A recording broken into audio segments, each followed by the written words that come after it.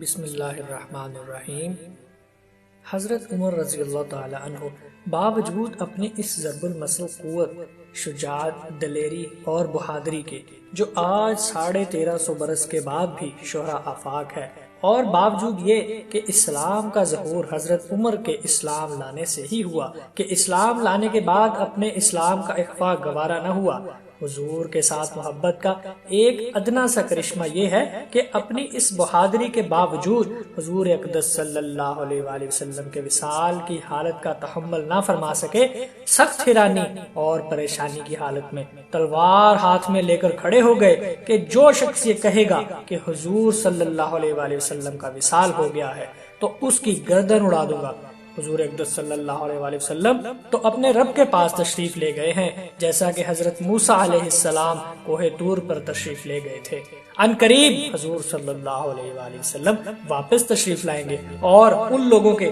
ہاتھ پاؤں کاٹ دیں گے جو حضور کے انتقال کی جھوٹی خبر اڑا رہے ہیں۔ حضرت عثمان رضی اللہ تعالیٰ عنہ بالکل گمسم تھے کہ دوسرے دن تک بالکل آواز نہیں نکلی، چلتے پھرتے تھے مگر بولا نہیں جاتا تھا۔ حضرت علی کرم اللہ وجہہ چپ چاپ بیٹھے رہ گئے کہ حرکت بھی بدن کو نہ ہوتی تھی۔ صرف ایک حضرت ابو بکر رضی اللہ تعالیٰ عنہ کا دم تھا کہ اس وقت کے پہاڑ جیسے وقت کو برداشت کیا اور اپنی اس محبت کے باوجود اس وقت نہایت سکون سے تشریف لا کر اول حضور اقدس صلی اللہ علیہ وآلہ وسلم کی پیشانی مبارک کو بوسہ دیا اور باہر تشریف لا کر حضرت عمر رضی اللہ تعالیٰ عنہ کو ارشاد فرمایا کہ بیٹھ جاؤ۔ اس کے بعد خطبہ پڑھا جس کا حاصل یہ تھا کہ جو شخص محمد صلی اللہ علیہ وآلہ وسلم کی پرستش کرتا ہو وہ جان لے کہ حضور کا وصال ہو چکا، لیکن جو شخص اللہ کی پرستش کرتا ہو وہ سمجھ لے کہ اللہ تعالیٰ شانہ زندہ ہے اور ہمیشہ رہنے والے ہیں۔ اس کے بعد کلام پاک کی آیت وَمَا مُحَمَّدٌ إِلَّا رَسُولٌ قَدْ خَلَتْ مِن قَبْلِهِ الرُّسُلُ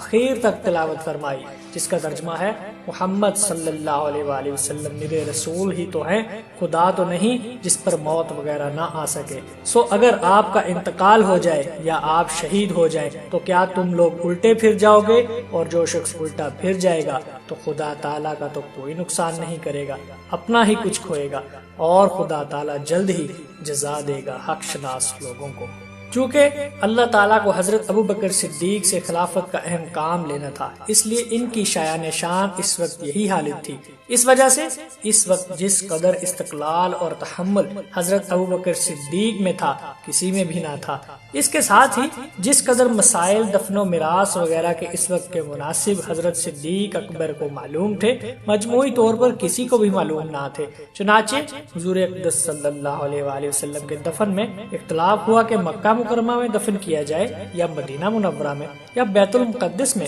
تو حضرت ابو بکر صدیق نے فرمایا کہ میں نے حضور صلی اللہ علیہ وآلہ وسلم سے سنا ہے کہ نبی کی قبر اسی جگہ ہوتی ہے جہاں اس کی وفات ہو، لہٰذا جس جگہ وفات ہوئی ہے اسی جگہ قبر کھو دی جائے۔ آپ رضی اللہ تعالیٰ عنہ نے فرمایا میں نے حضور سے سنا ہے کہ ہم لوگ یعنی انبیاء کا کوئی وارث نہیں ہوتا، جو کچھ ہم چھوڑتے ہیں وہ صدقہ ہوتا ہے۔ آپ نے فرمایا میں نے حضور صلی اللہ علیہ وآلہ وسلم سے سنا جو شخص مسلمانوں کی حکومت کا متولی بنے اور وہ لاپرواہی سے کوتاہی کرتے ہوئے کسی دوسرے کو امیر بنائے اس پر لعنت ہے۔ نیز حضور صلی اللہ علیہ وآلہ وسلم کا ارشاد ہے قریش اس امر یعنی سلطنت کے متولی ہیں۔ یہ تھی حالت حضرت عمر، حضرت علی، حضرت عثمان اور حضرت ابو بکر صدیق کی آپ صلی اللہ علیہ وآلہ وسلم کے وصال کے وقت۔ اللہ تعالی ہم سب کو نبی پاک صلی اللہ علیہ وآلہ وسلم کی تعلیمات پر عمل کرنے والا بنائے، آمین یا رب العالمین۔